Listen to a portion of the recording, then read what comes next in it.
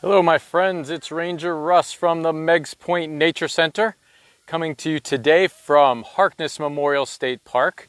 A really beautiful landscape here, about 230 acres. It was the summer residence of the Harkness family, and I believe they built this house in 1906.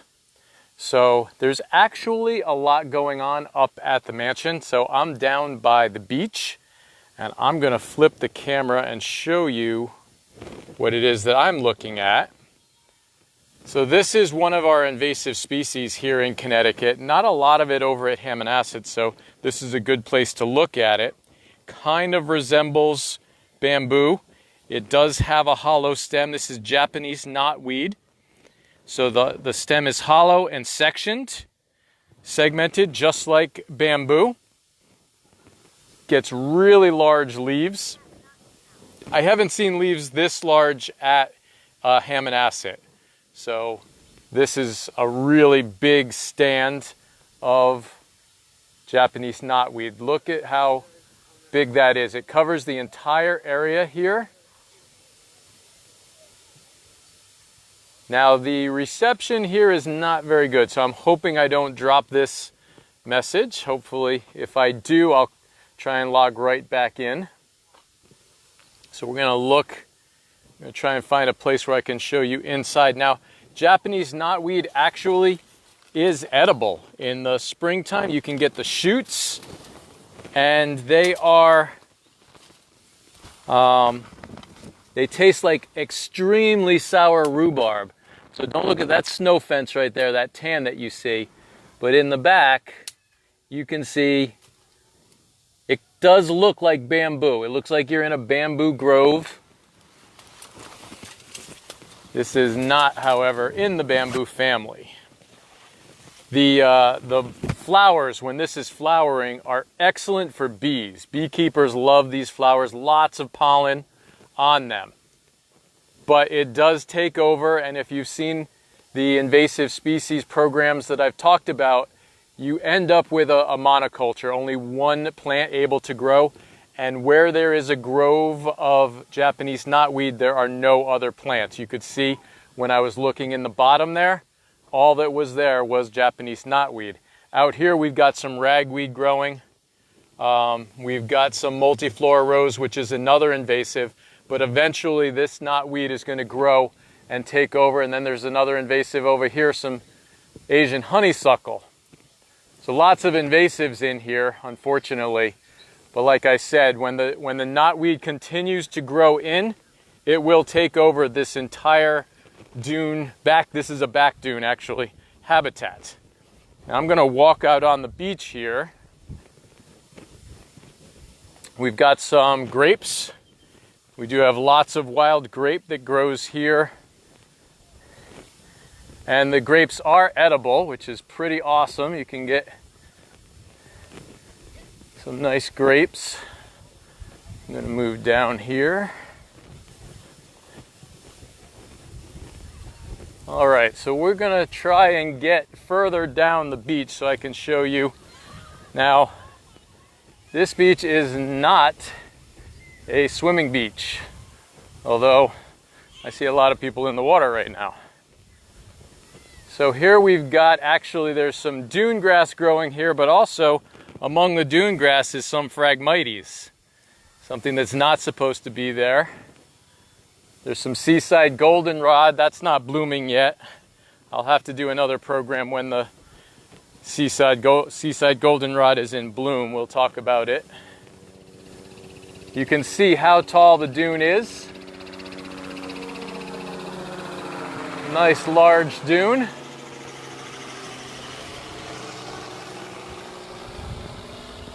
And you can see the dune grass is actually doing what it's supposed to do. The dune grass stabilizes those dunes. We actually see there's another invasive up ahead here that we're going to take a look at.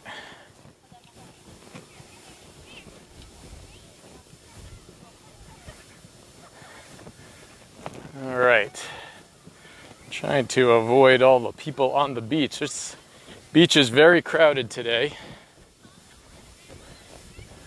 Lots of people. So this is what happens when you lose dune grass in an area. The sand just starts to erode away, it levels off. The dune grass helps keep the mound of the dune. So, I mentioned earlier the Harkness family built this house in 1906. The state acquired the property in the 1930s.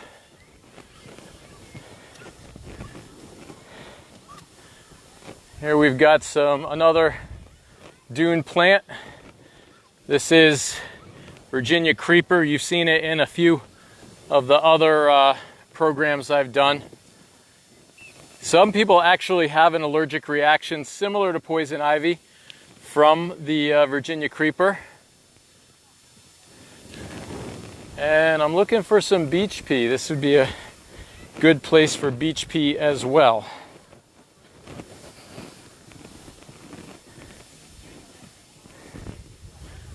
Here's I think that's greenbrier there, but it's young. The briars aren't really spiny yet. Okay, something I would like to show everyone are our signs. Okay, there is a fence here. Typically in most areas it's just symbolic fencing. We just put strings up. And if you look out across there, you can see there's some of the more symbolic fencing, those stakes out there. These are to keep people out of the piping plover nesting area. Piping plover is a really rare bird. We usually only have about 7 nesting pairs. I guess they get about 5 over here, and we do get a couple at Hammonasset once in a while. But not a very common bird. It's a shore bird. It nests, if you've seen the killdeer program, and you can go look at that on our YouTube channel, Meg's Point Nature Center's YouTube channel, and megspointnaturecenter.org. Look at the killdeer. The piping plovers nest in the same way. They just nest on the ground. They just clear a little hollow and lay their eggs. The eggs look like small stones. And that's what makes them so vulnerable to predators and, unfortunately, to people walking. Very often people will walk right over the nest, step in on the eggs, destroy the nest, and scare off the adults, which is not very good for reproductive success. I'm going to take this time to say if anyone has any questions, you can send them up anytime. I appreciate when you tell me where you're sending a message from. I see Caitlin is on watching. Christina, Janet, a few people are watching. All right, we're going to angle this down so that we don't look at any people.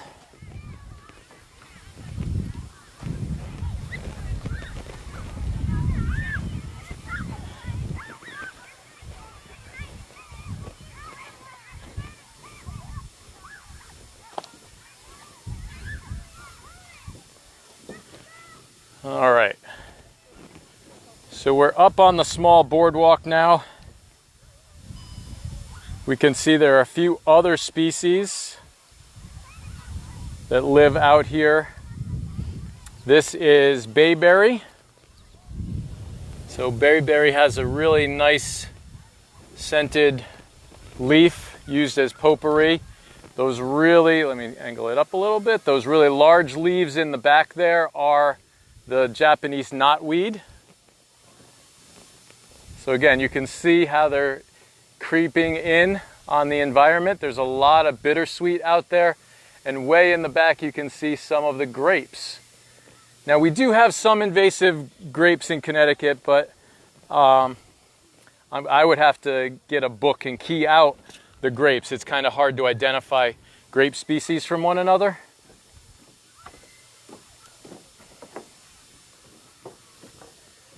We have a question here. It says, how can you tell piping plover from a killdeer?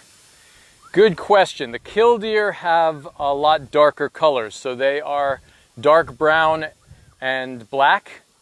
The piping plovers are much lighter. They've got a very tan back, light white belly. They do get a stripe across them, across their chest, but not a stripe the way the killdeer gets. Killdeer gets a larger, darker stripe. And the killdeer is larger than the piping plover.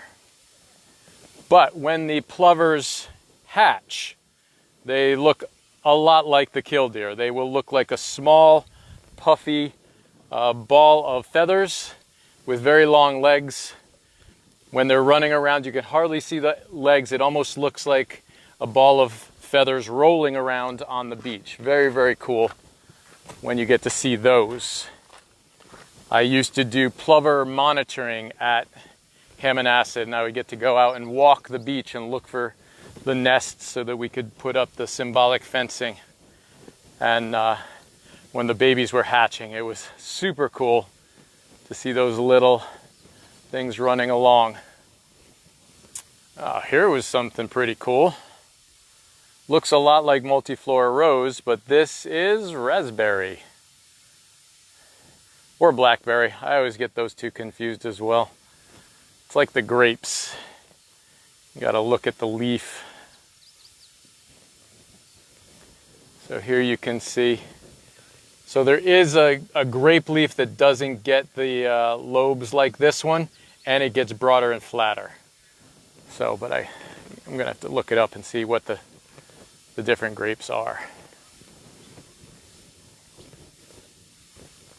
So we're gonna walk along over here, and I actually think we're gonna head up for the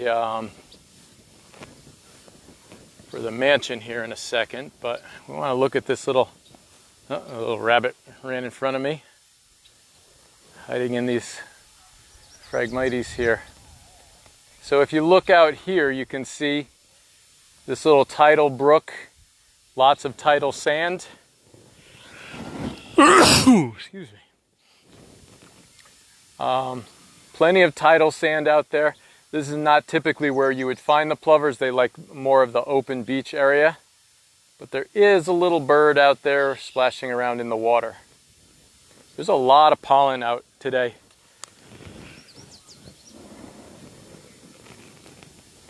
Okay, what we're gonna do, let's angle it down just a bit.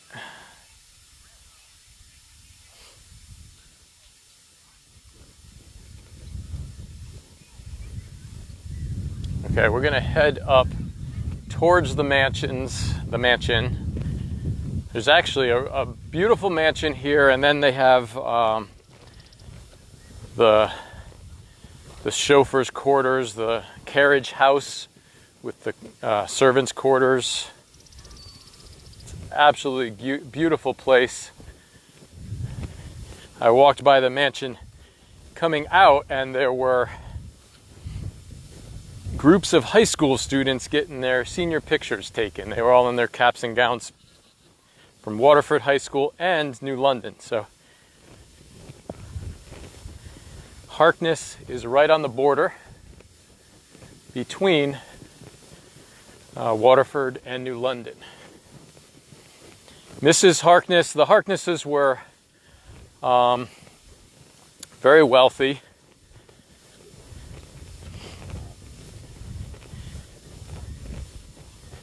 They made their money through investing in oil companies just before the oil boom. I think they invested in railroads too, so they were smart investors.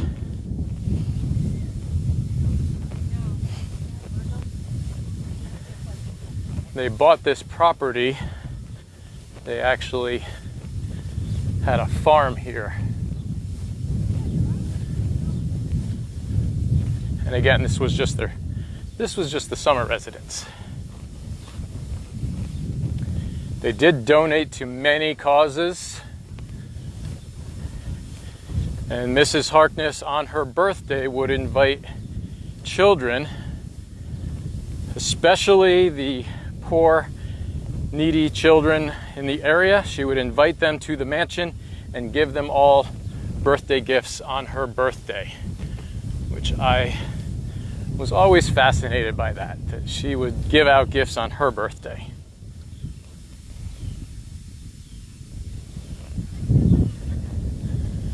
All right. So the Friends of Harkness are a nonprofit organization. They do a lot of work. They've worked a lot. This mansion was restored. I believe it was more than $1 million, or I know it was more than $1 million. I don't think it was more than $2 million, but they helped raise the money and restore the mansion.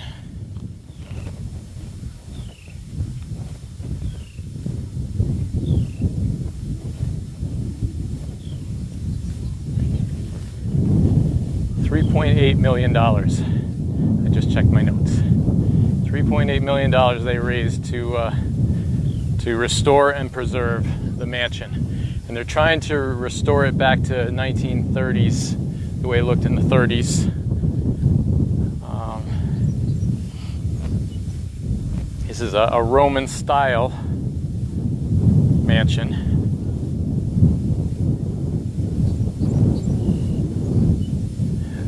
They've had famous architects and landscape designers worked on this building and the gardens. They were very proud of the gardens. These are some really spectacular gardens.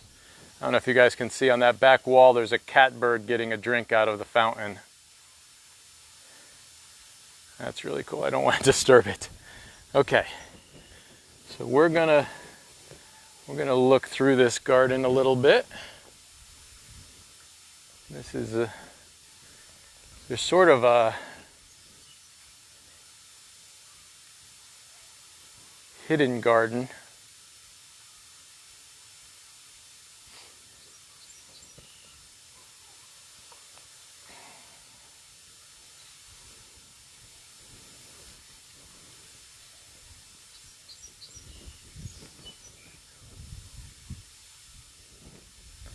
I hope everybody is still connected, but we're going to go down in here, visit the hidden garden.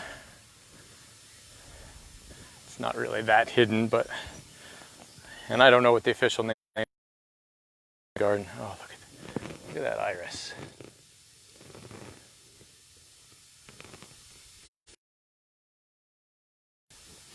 So if people want to know the ornamental flowers that are planted here, the really, pretty flowers, they were planted here intentionally.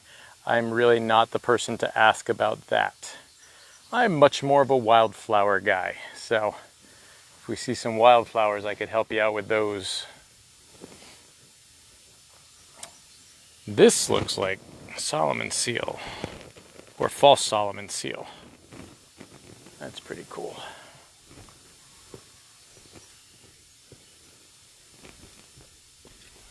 So you can see there are little stone paths. There's a path over there, path behind me, path down here. All these little paths that go through this beautiful the hidden part of the garden. Now we're going to go up to the much more formal garden. Let's see if there's anybody. There are still some people getting their pictures taken up here. So this is the West Garden. This is a very formal garden designed by landscape architects. Let's see if I have his name.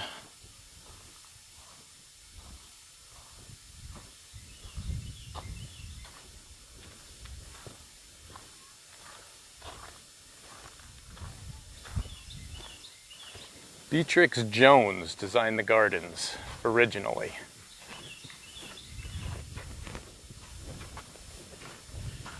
You can see the very Romanesque columns.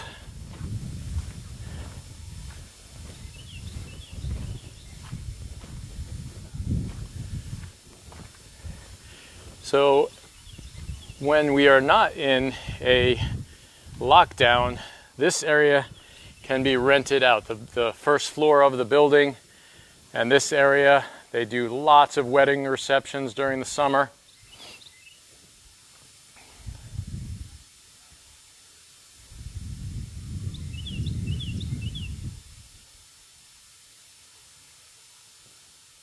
It's just a beautiful courtyard. They have a tent that they can put up here in the courtyard for wedding receptions. They put things up here. There are 2 dining rooms in the building where they set up their chairs. And then you have a beautiful view of Long Island Sound. Let you guys enjoy the view for a minute.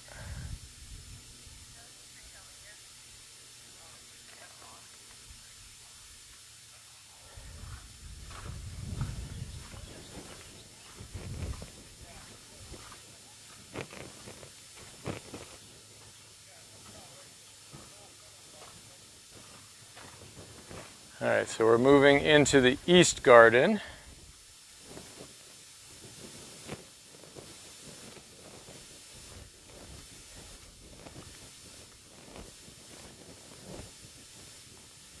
I love the stone wall around this garden.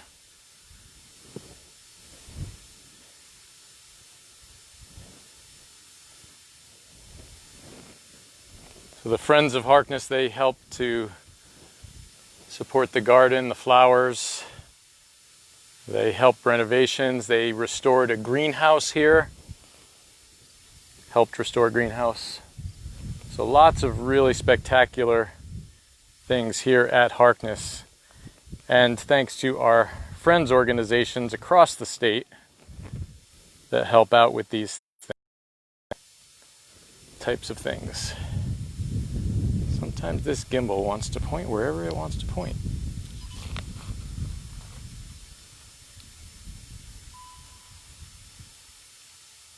There we go.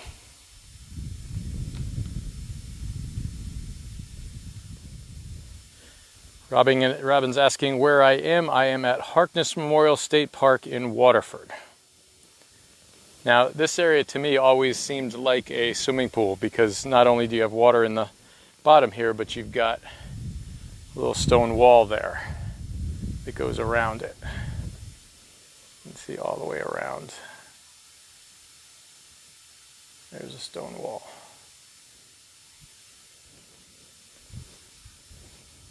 And then they have more of a symbolic swimming pool here with these purple flowers. Make it feel like you're swimming. There's a nice view of the mansion. There's a sparrow getting a drink out of the little ponds down there.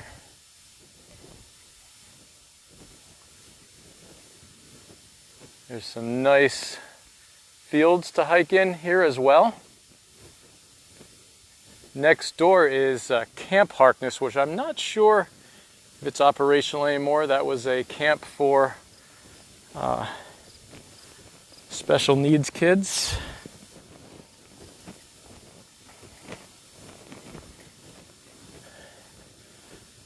Look at this beautiful flower tree here. This is let me see what kind of tree this is. It's either a Norway maple or a sycamore maple. And the way you can tell, you take a stem, and I do believe there's milky sap coming out of the stem, which means it is a Norway maple, not the sycamore. Yeah, I do have stickiness on my hand now. So Norway maples come in green and this beautiful coppery color. Okay, we're just going to head over here. Again, there's 230 acres here, so I'm obviously not going to visit it all. I'm actually surprised that I haven't lost reception here, because this is not the best reception for me for some reason. You can see there's the water tower right there, which just the water tower to me, is like, I always thought I would like to live in the water tower. It looks so cool. Behind it you can see the carriage house. They have a bowling alley here. It's really cool. They're talking about restoring the carriage house. They did restore the greenhouse. Not, I shouldn't say restored, rebuilt.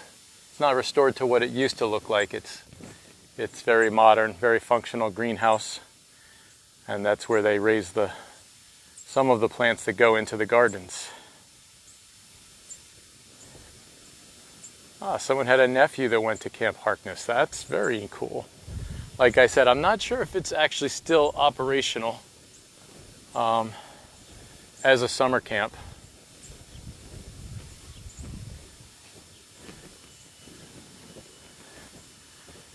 But I want you to take a look at the grounds here. Over on the other side of that tree line would be Camp Harkness. This is just some beautiful, and then you can see, I don't know if you guys can see it. Actually, let me stand up on the stump. The New London Ferry is going by over here. I'll raise you guys up. See if you can see the New London Ferry going by. It could be going to Block Island, or actually there's a few places it could be going.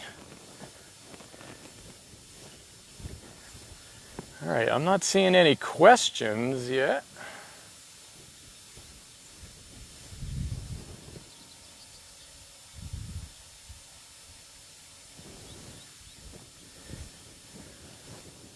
All right. Let's take a look a little bit at the carriage house. You can see there's really nice, I think that's a Japanese maple there. The red. Nice shrub lines, hedges. We're going to go out and take a look at the front of the mansion, and then we can wrap it up. So if anybody has any questions, anytime,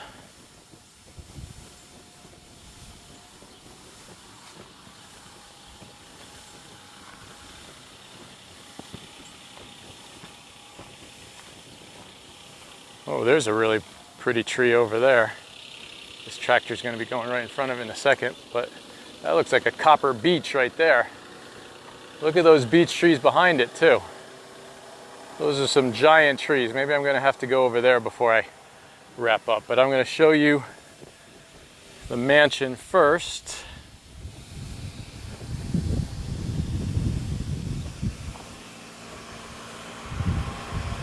So there you can get a nice look at the mansion.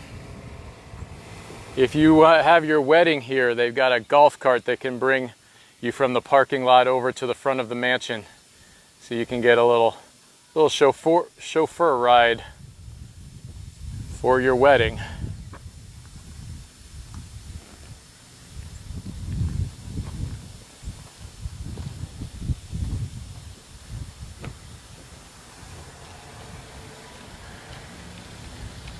All right, so let's swing over here, because these beech trees look really cool.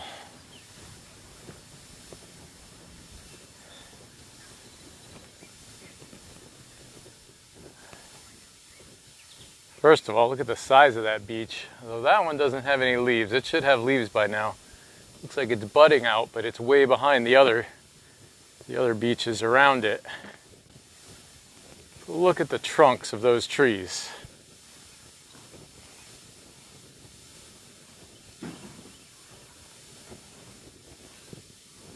That is pretty special. Whoop. There was a starling in the grass right there. Not sure what he was up to. Starling is the most numerous bird in North America. And they're not even native to North America. Look at this. All right, I'm glad I brought you over to this tree because this is amazing. Look at the roots. These roots are gigantic. They're all growing together. It looks like 6 trees here. That's pretty spectacular.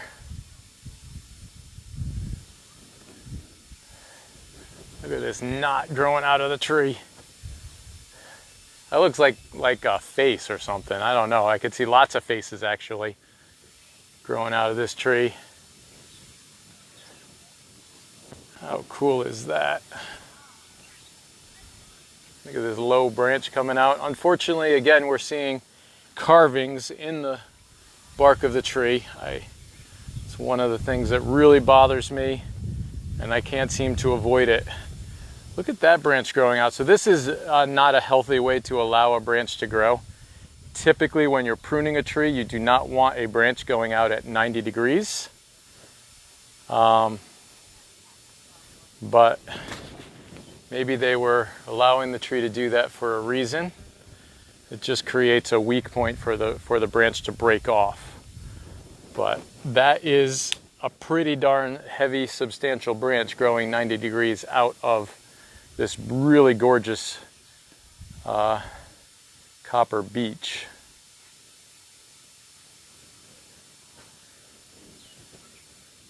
All right. Well, I'm not seeing any questions. I'm hoping everyone's still connected. And I hope you're enjoying these programs. Again, next week I will be away. I'll still do programs, but they're going to be, the timing won't be at 11 and 2. The following week we'll start doing programs just once a week or once a day, Tuesday to Friday. We'll be doing them at 11 o'clock. So we're going to cut out the 2 o'clock program. But I've got plenty of programs coming up. I'm reaching out to some people that I know that have some other live animals, so you can look for our other live animals.